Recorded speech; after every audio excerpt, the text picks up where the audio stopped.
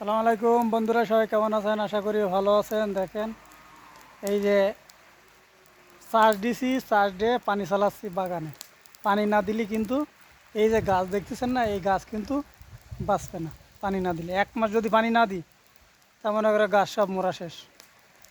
দেখেন, এই যে এই যে পানি চালাচ্ছে।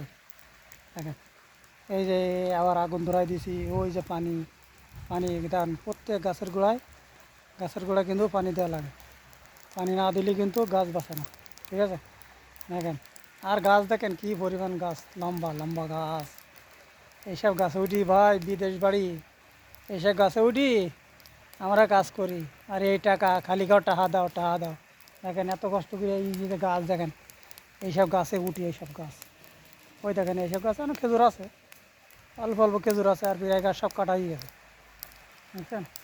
এই দেখেন, এই সবগুলো বাল, কতগুলো গালবা দেখেন। দেখেন সব চাষ দিছে। দেখেন সব চাষ দিছি। দেন আগুন ধরাই দিছি। বিভিন্ন ধরনের বাগানের কাজ ভাই, প্রচুর কাজ, অনেক কষ্টের কাজ বাগানে। দেখেন ধুমার ভিতরে কষ্টর জীবন, প্রবাস জীবন অনেক কষ্ট।